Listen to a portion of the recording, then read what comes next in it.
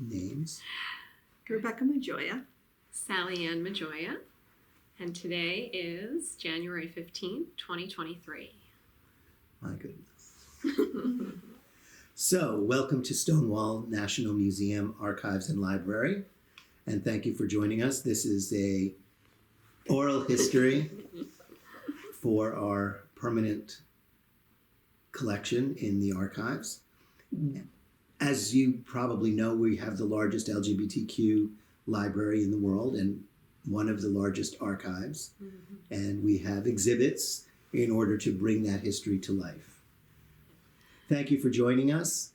And tell us a little bit first how you met. Go ahead. Well, excuse me. I had been divorced and had 2 kids, and I was actually on my way from social work, which is my number 1 job, to my second job, which was waitressing. And I stopped at this holistic health store that did massage and had all kinds of books and things like that. And SallyAnn was there in the store. And I never believed in love at first sight until that very moment. And I was completely smitten, and lucky enough that I happened to be staying with a friend when I would between jobs, who happened to know SallyAnn, or know a friend of SallyAnn's who worked at the store.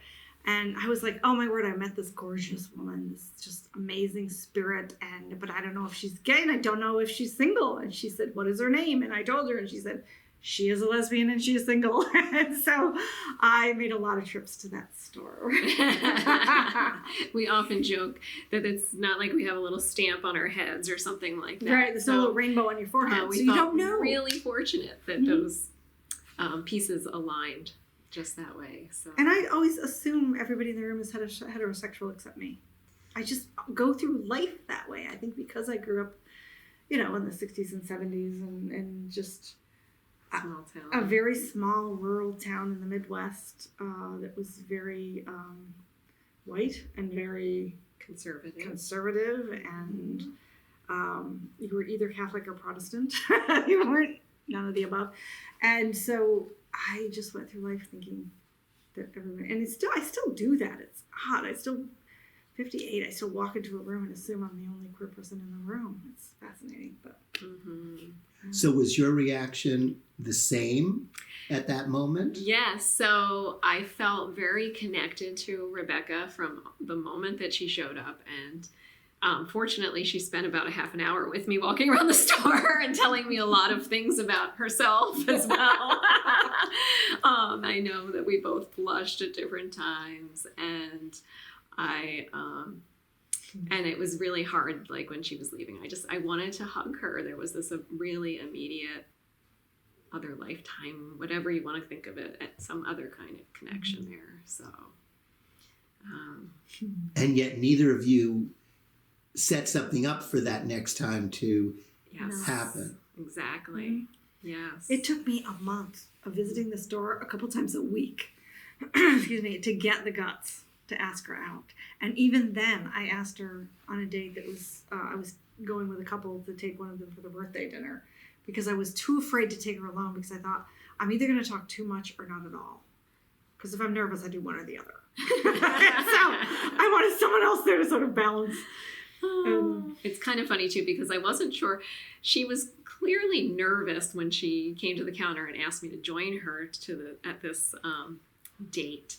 But it wasn't, she didn't really clarify that it was a date. It was like, I'm taking my friend out for her birthday. Would you like to come? So I'm like, okay, maybe it's a date. Maybe it's just a friendly, like, I want to get to know you better and I'd like to have somebody join me.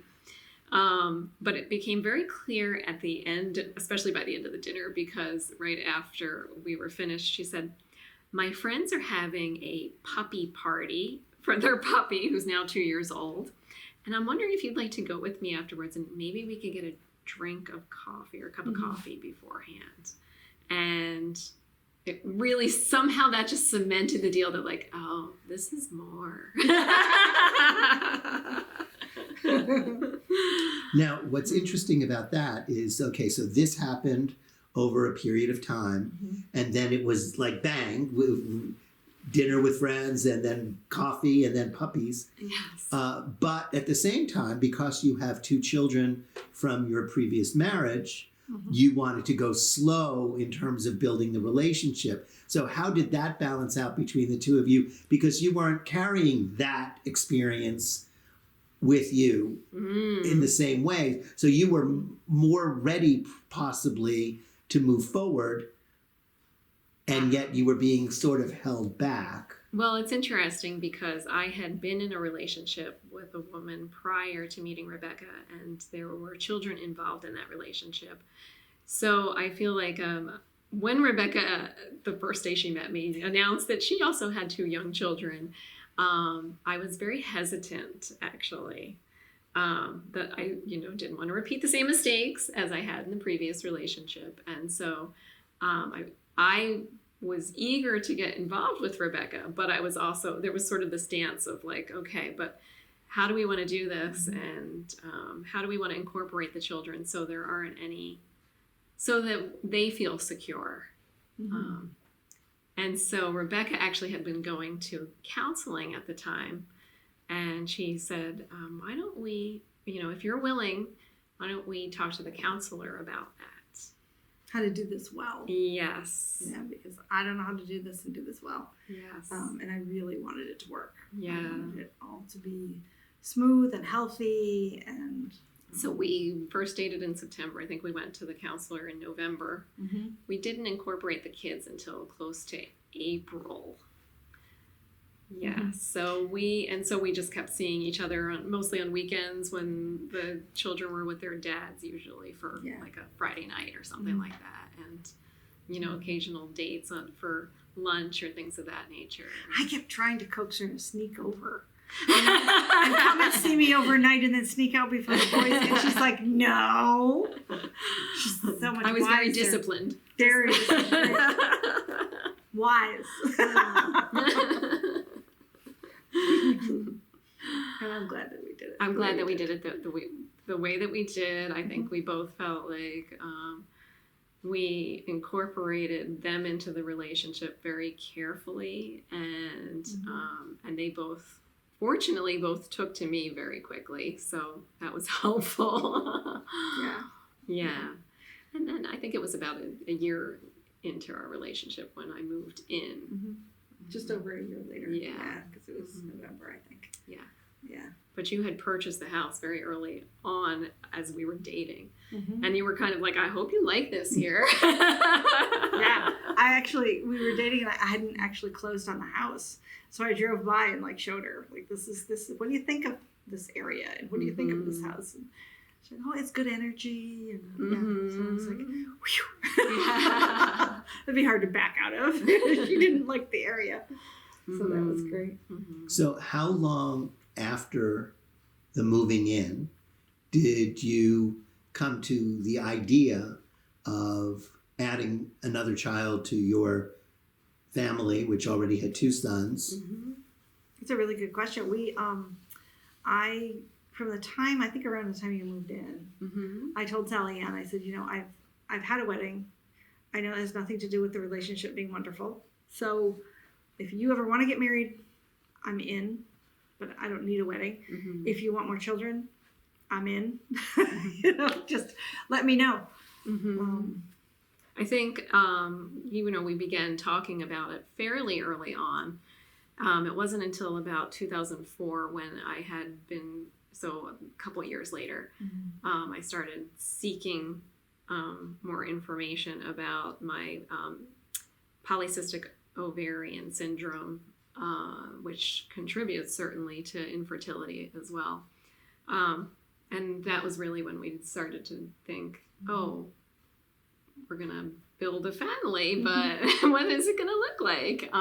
Because of this was also around the time that Rebecca had a emergency hysterectomy. So there was no question at that point then that you would be carrying a child. Right. Yeah. There's no way that was possible. And I had really wanted to carry the child anyway. So And then we also decided about a year later, or in that time frame, that we were going to get married. Or at the time, it was civil unions in Vermont. Yeah. Yes. So we have several anniversaries. Mm-hmm. The anniversary when we met, the anniversary when I gave her a ring, which was just because she's a gift of love in my life. And then our civil union, and then our marriage, legal marriage. Yeah, lots of celebrations along the way, right? Yes. Well, celebrations, I guess, make things better, and it helps you keep track of so many of the important and positive memories, especially in line with that we all face obstacles. So knowing that there are things to look forward to that celebrate the good things is helpful. Yes. So now you decide, and then what? So then I was referred by my gynecologist to see a specialist in a different part of the state in Vermont for fertility, because I had this diagnosis, I was already at risk of having trouble. And then from there, I just started a series of fertility treatments, which were ongoing for about 8 years. I tried some other modalities in that time period as well, hoping to buffer. Basically, we tried everything actually to make it work. Both Western medicine and other. Yeah. So I had perfect eggs, supposedly, whatever that means in the medical terminology. But yeah, but it didn't work out. So then we, somewhere along that point in time, we started thinking about, okay, what other options do we want to consider?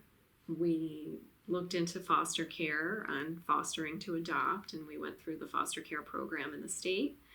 And we also knew some people who had done the fostering, but since the goal is reunification in foster care, they ended up raising a baby maybe for 9 months, 18 months. One was 18 months, a friend of ours. And then had to release the baby back to a family member. And we really didn't want to go that way because we just felt like it was too risky. So that's now, did that friend experience tremendous grief? Yes. So they were under the impression that it was possible that they would be keeping this child. Yes, very much. So they didn't understand or didn't accept the reunification process.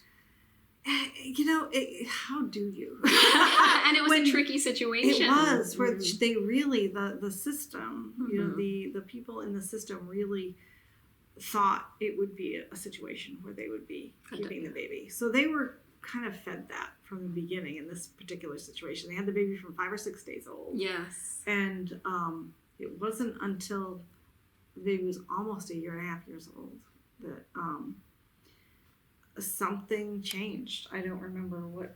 I believe somebody else in the family showed up in that circumstance. Okay, and decided that they wanted. And it, technically, that shouldn't have been a question after that amount of time, but a paperwork error, basically. And so that gap hadn't been closed. And so this other relative could step in and say, I would like that child, and do it. So you were aware of the pain that could be caused. Yes. And that, I'm sure, not only colored your view of going that route, but did it also impinge on other decisions that you would make going down the road? I think so. Oh, definitely. Yeah. Yeah. I mean, it's part of why we then said, okay, in addition to the fact that, as we write about in our book, that we did have a brief situation where we thought we might be taking an infant who would have possibly been going through foster care, but we really decided, okay, we're going to do a private adoption. And interestingly enough, we also said we want to make sure that we don't adopt anybody from our county. Yes. From our immediate area. That's really because of Rebecca's social work. We knew a lot of people in the area, and we were just really, cautious, felt very cautious about that. Yeah. Yes. And the state is small enough that even, doing the social work I had, I couldn't get out of the grocery store. Yes. You go and you bump into 5 to 10 people Yes. that want to tell you something about it. It's just, it's complicated. And so I thought, there's no way that I can. So that was on our list that we completely disregarded. At the end of the day, Yes. Love. Yeah. Well, desire and love, it just models your thinking. And, life is a series of adjustments, and sometimes, and that's a constant aspect of the whole process, was that we were always adjusting. Like, okay, are we going to do this next? Are we going to pursue, this option? Can we financially do this? What can we afford to do? What can't we? So it was a series of decisions, I think. And we just happened to have this situation that presented itself. It looked like it had fallen into our lap. Totally. And so I think, as well as, the longing, and the desire that were so overwhelming, I think we also just stepped into it like, okay, we can adjust some boundaries here. Yeah. We can accept that this child is, from somebody in our county. Yeah. So we just let ourselves be lulled.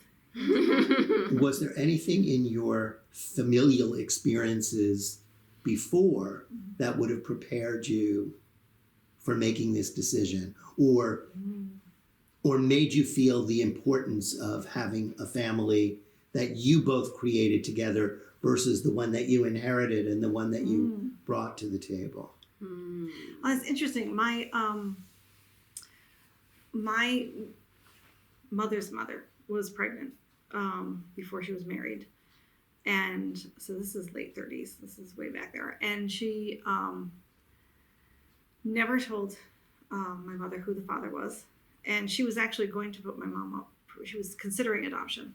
And my Your grandparents. my grandparents said that, well, my great-grandparents said, no, that's our grandbaby.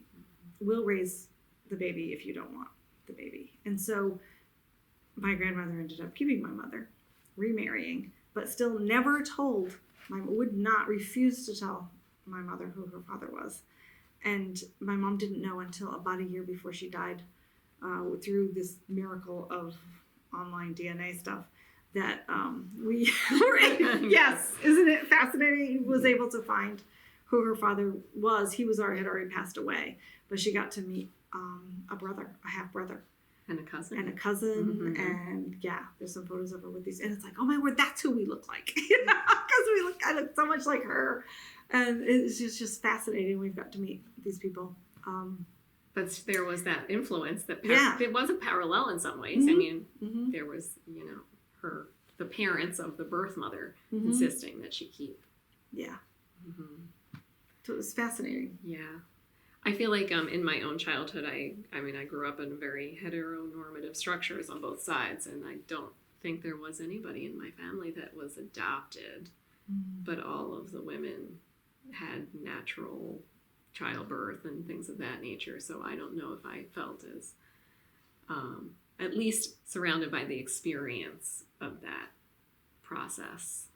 But you did feel having a family was... Yes. Yeah, very important. From very early on, I really wanted the experience. You have a big extended family. I do. And I was the oldest on my father's side in my generation of cousins. And I was used to helping take care of babies, helping to babysit and raise the other cousins. So I think it felt very natural to me. Yeah, and you've been very attached to all of them. Yes. Even still, sort of feel like the matriarch of all of these cousins. It's kind of cool. So for both of you, family is important. Definitely. Yeah. Yes. For you, I think, in an even more pronounced way, the sense of belonging. Oh, it's very important. Because you did not feel that in your family of origin. When I invited my family of origin to our wedding, civil union celebration, they had met SallyAnn a couple of times. We've been out to visit in Michigan, and but I got a very negative letter in response, basically saying how I was going to go to hell, and they were not going to support it in any way, shape, or form, and no one came to the wedding from my side. And then they didn't speak to me. My parents didn't speak to me for 4 years.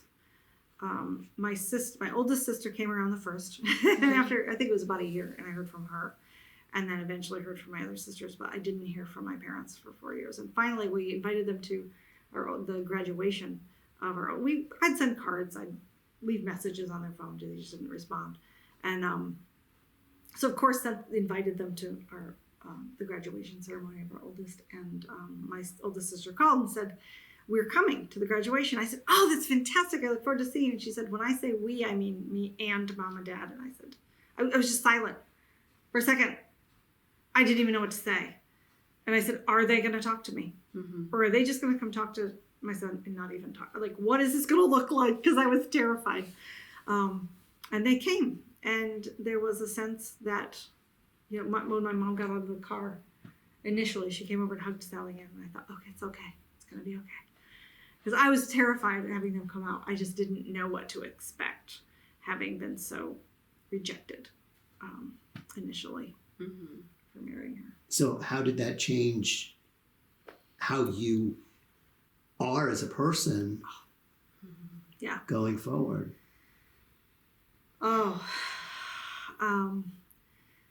I think there's just nothing as important to me as every human being knowing that they are loved, accepted, and have a purpose on being on the planet. I mean, the agency, I'm in social work again now, and the agency I works with youth, many of whom are homeless. And we give them services like a place to stay, a place to shower, all of these services. And I know if I'd come out as a 14, 15-year-old, I would have been either sent to a conversion camp or on the street. And so I'm helping these kids who are on the street. And a very high percentage, over half of the kids we serve, are LGBTQ youth because they are rejected by their families and have nowhere to go. And so there's just this, I just want to hug them all. I just want them to know that you should be on the planet. You deserve to be here.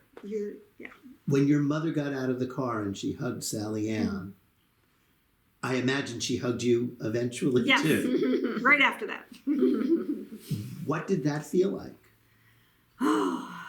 Relief, acceptance on some level. We never had a conversation about it. My dad is still alive. We've never had the conversation about why did this happen? Why was it 4 years? And part of me still would like to have the conversation, but a part of me is afraid to at least. The other complication was that your mother was developing dementia. Yes. So, at that time, as soon as she showed up, I noticed that something was not the same. And so those conversations. How long did she live after this? Oh goodness. I think it was about 10 years. You graduated in 2010. It was about 9 years. Yeah. 9 years. 9 years. Thanks.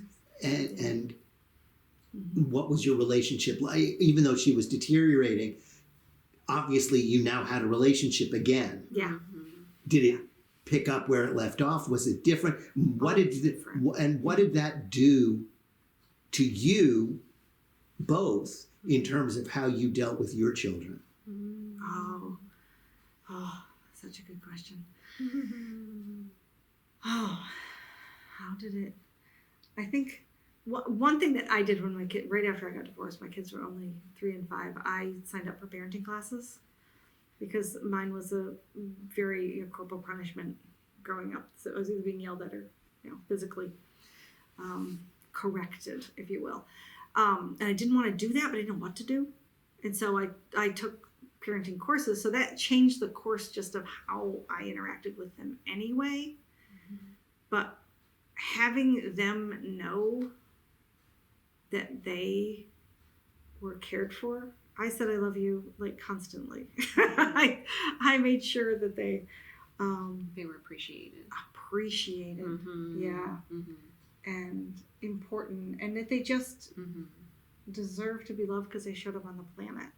And I know when one of our sons came out as polyamorous to us, he was really nervous about it. And his girlfriend, one of his girlfriends, kind of poked at him and said, this is your mom's. Like, why are you nervous? They're like the most accepting people on the planet. But it was fascinating to me that he was nervous.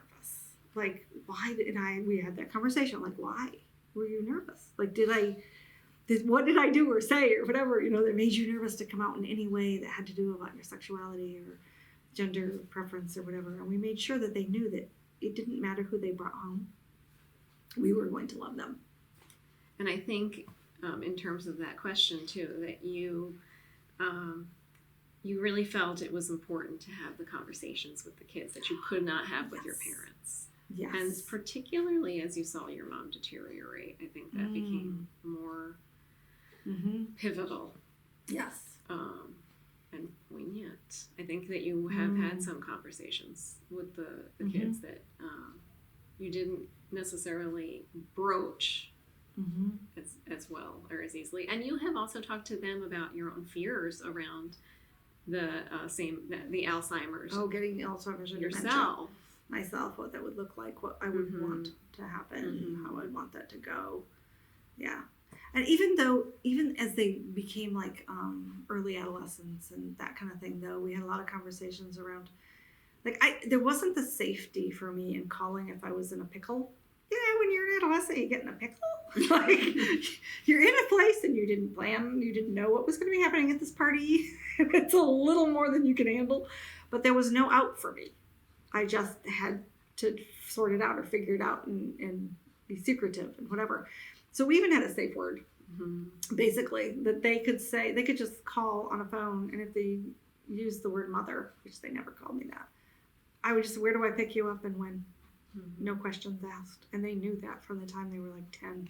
You just call me and I will get you. We will come home. And if you ever want to talk about it, it's great. If not, that's great.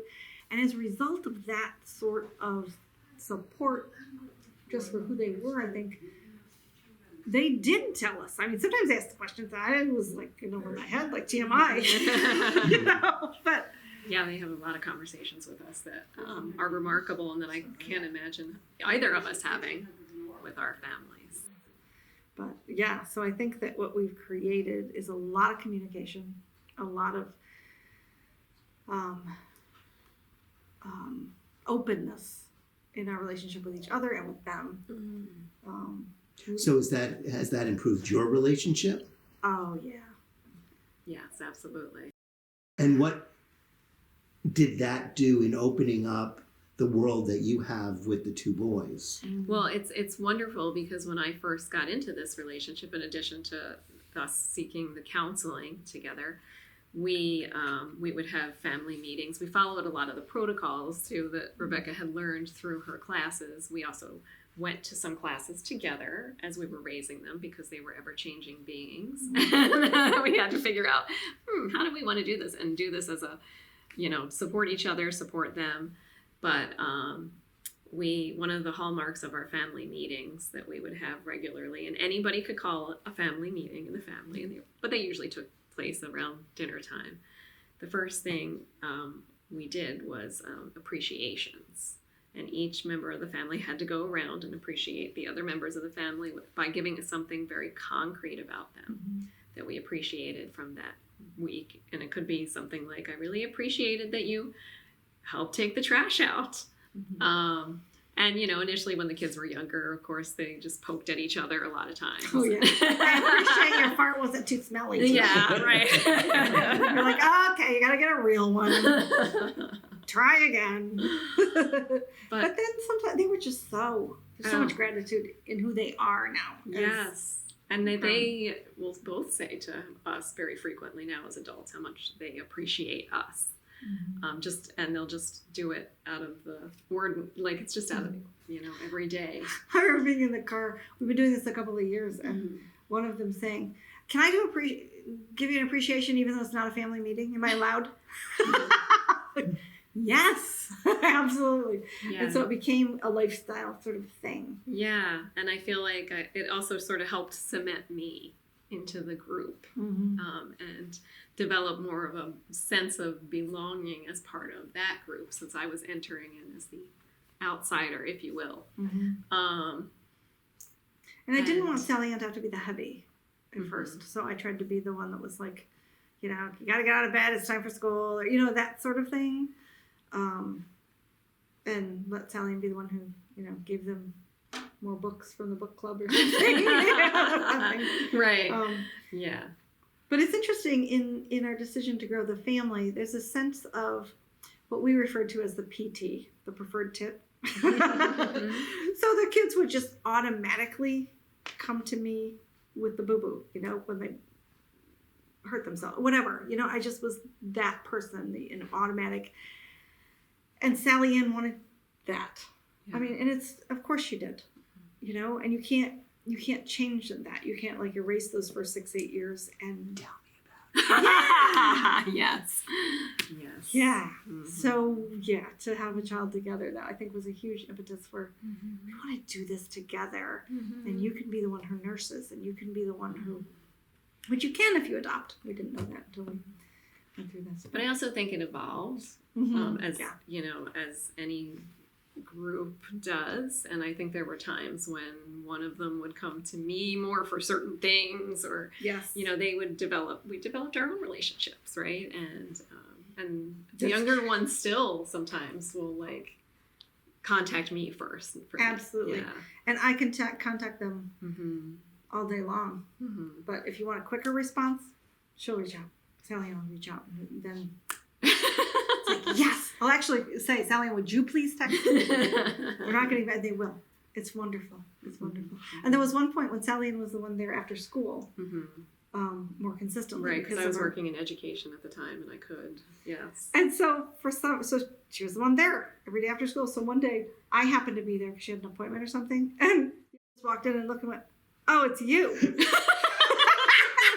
I was like, yes, I was so excited by that. Because which I think says a lot about you too, because I know there are parents sometimes too that would be like, oh, like, you know, they would, but you were just so thrilled. Yes. That they felt that they trusted me and cared for me so much that you were their parent. Cemented it for you. Yes. That's such a good word. Yeah. It just cemented it. And it was so exciting. So I actually had to ask him, so what am I supposed to do? Well, where's my hot chocolate for one? There's usually hot chocolate when I get home. It's wonderful. Yeah. So how do your previous families revolve around the life that you have created? Family's of origin? Right. Good question. That's interesting. Well, mine doesn't revolve around it much. I mean, for one, there's nobody nearby. They're not nearby. Right. They're all still out in the Midwest. And I always say there's a reason there's 800 miles between me and my family. I'm more comfortable. And so they really, and especially once they didn't come to the wedding, of course, we didn't go visit because you don't go where you're not even sure you're going to be welcome at the doorstep. So they really weren't a part of their lives very much at all. No. My extended family on my side was, I think they welcomed Rebecca, and by extension the boys. And I feel like they didn't necessarily make like, you know, overtures to be involved with the boys as much. I certainly did feel sort of a difference with the baby. But I also feel like they were very supportive. They, you know, did holidays with us and birthdays and things like that. So your parents always recognized the boys for holidays. Absolutely, my parents did. Yeah. Whether it was an Easter basket or it was Christmas presents. Do the boys feel like they have cousins? I feel like they know that they have a lot of extended members of the family. I don't know. They are both on the autism spectrum, and I don't always know that they're as keyed in even to their the cousins that they are biologically related to sometimes. Yeah, so totally, yeah. Would you say that's true? Absolutely. Yeah. But they are also aware that they have this great, huge extended family, and they definitely, when we've had larger gatherings, they've enjoyed being part of those. And I can see the influence, especially on the younger one, that this side of the family has had. So. Oh, it's cute. Once our younger one said something or did something, some kind of mannerism, and SallyAnn said, "Oh my word, that's just like my dad." And I said, "No, that's just like you." He's mimicking you. Right. great. And that was fun. And they connect really well with your parents. I think they're both into like sci-fi, and so they'll watch Doctor Who similar together. interests. And there was one point we where our youngest stayed with your folks for about a week when they were having a really hard time with a mental health struggle, and they stayed with their parents for about a week just to be in a safe space. And so I feel like we've been very fortunate. We've had supports in place from especially my dad's side of the family. So they're like, your dad's family is the kind that like you could show up at their door anytime and they'd be, what do you need? You're hungry, tired, I'll take care of you. They're just that kind of people. And our wedding, thank goodness, half the participants I think were attendees were her family, and so it was great to have them there and their support. So why don't you tell us a little bit about the book? Okay, so here's the book, Uncertain Fruit, a Memoir of Infertility, Loss, and Love. And it is the journey that we took around our fertility. It follows the thread of the story of the adoption that failed, or they call it an adoption reclaim. And it is also our love story as well. What would you like to add to that? Oh, goodness. I think it's our struggle with trying to grow our family in a world that doesn't always recognize and accept queer families, but also just that in general throws a lot of hurdles in the way of growing your family.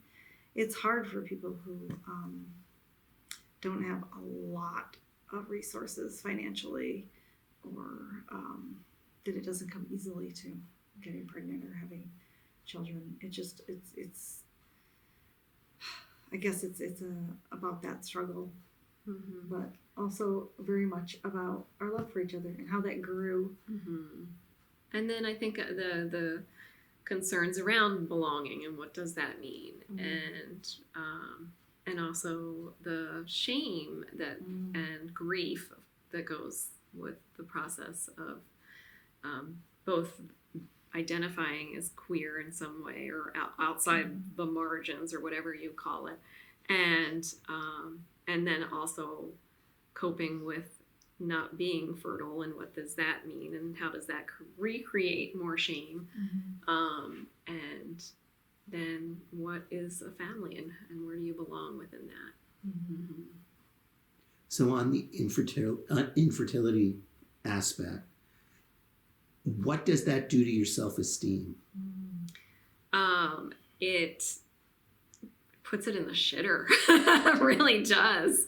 I feel like it, especially for me, because I identified strongly with fertility, I think, with having my own biological child, and the needs were great, but and even my sexual identity, I think, was kind of all merged together in many ways. So the shame that I had felt initially early on in my life about being a lesbian kind of got compounded. There was a compound interest that happened with that infertility process, especially because it is a roller coaster going through the ups and downs and thinking, oh, this time something might happen, and then it doesn't, and then you start to question, what's wrong with me, and these really fundamental questions that you're asking when you're younger and you're trying to figure out your identity.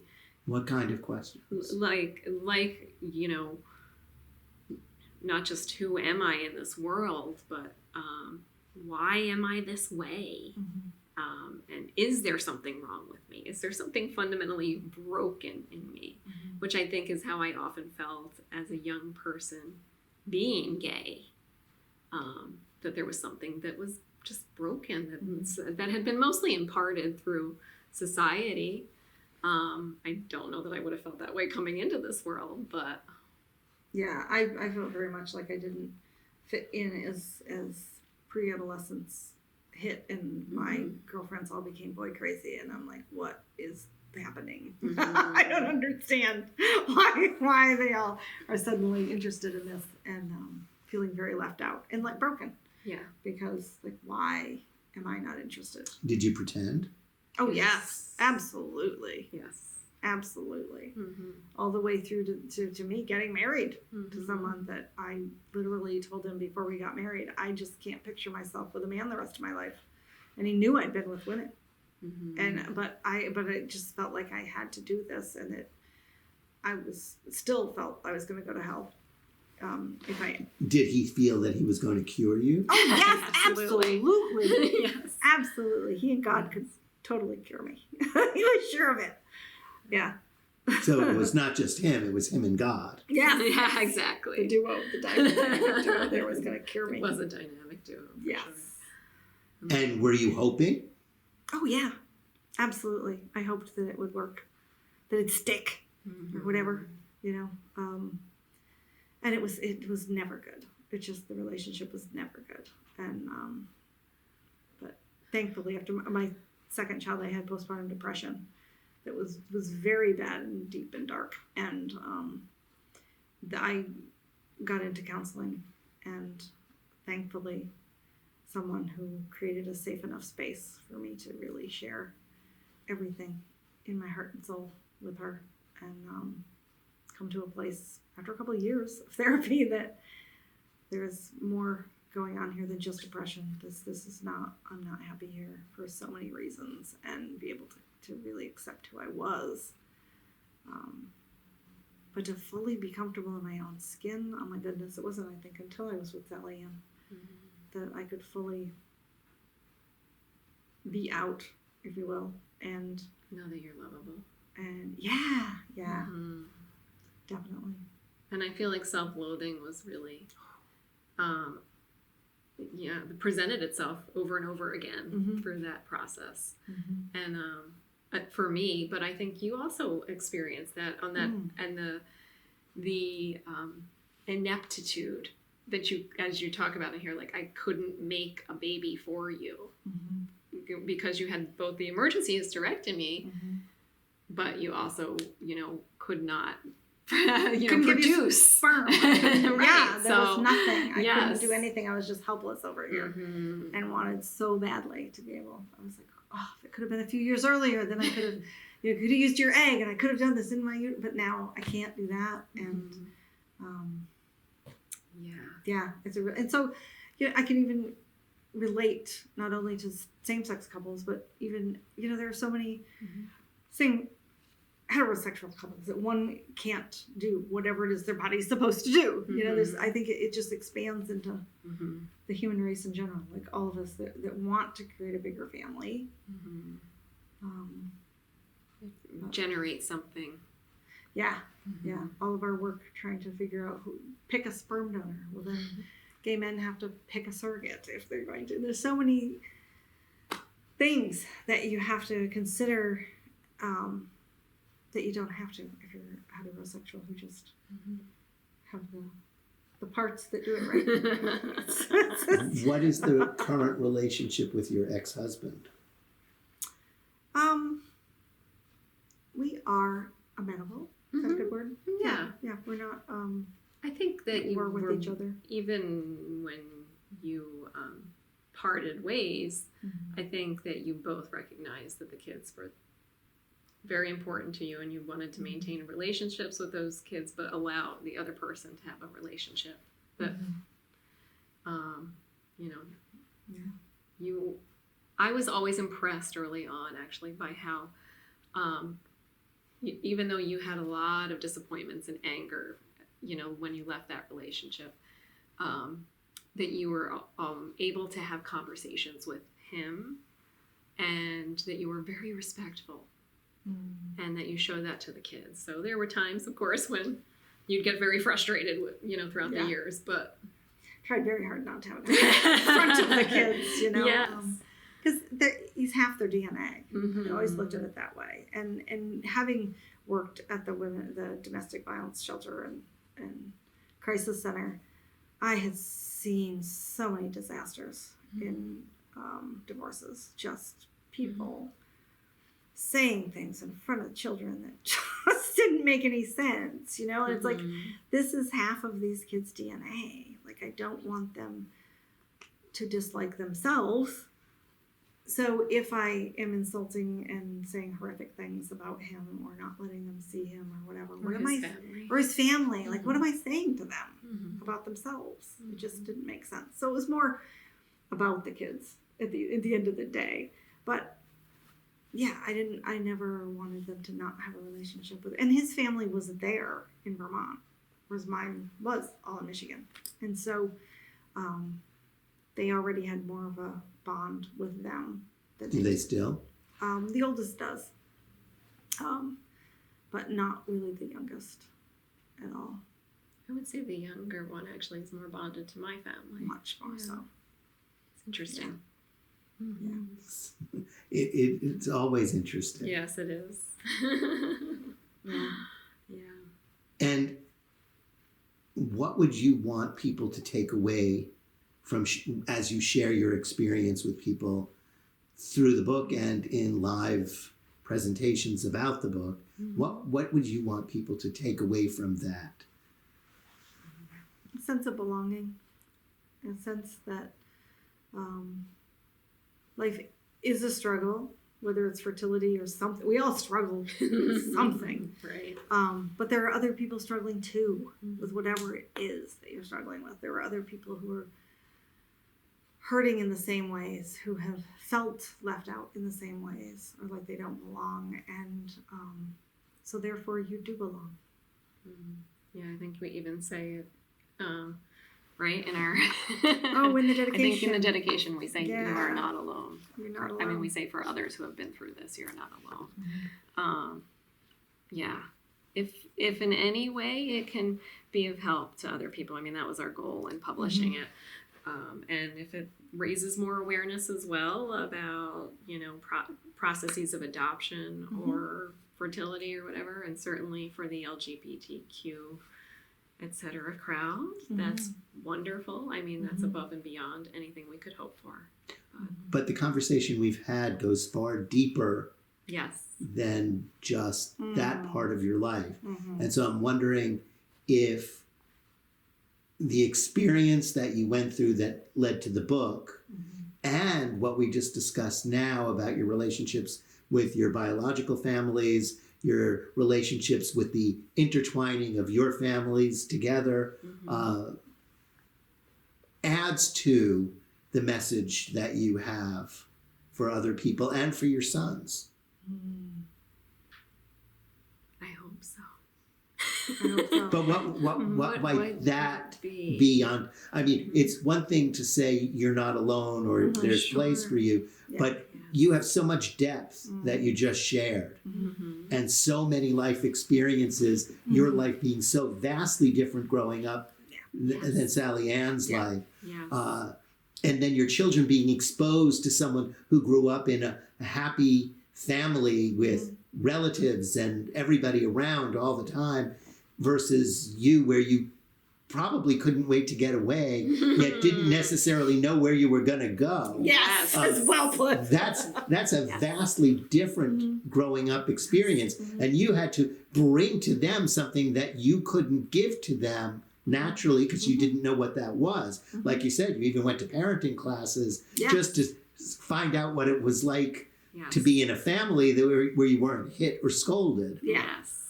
So that's also what you're giving. I mean, certainly you're sharing with that with us now. How does that infuse itself into the message about adoption and those kinds of things?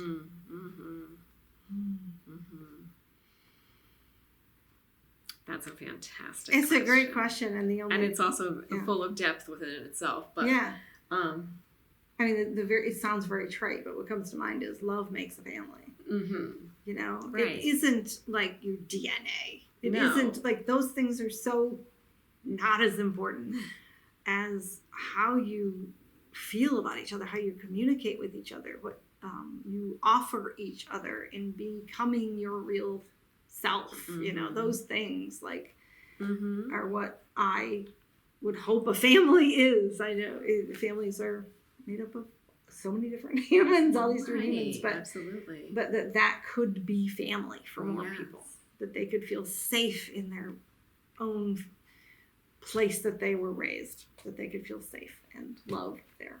And you're going to experience so many griefs throughout life. But if you can nourish and nurture what you have with the people around you, Mm-hmm. the people that you choose to call your people, that you, well, as somebody was just saying, you won't just survive, you will thrive. And I feel like at the end of the day, that is what we were able to do. In addition to creating something that maybe wasn't a baby, but is Something. ours Yeah. together. Yes. That like we hope our grown kids will make a positive impact on the world, whatever they do, and they both are.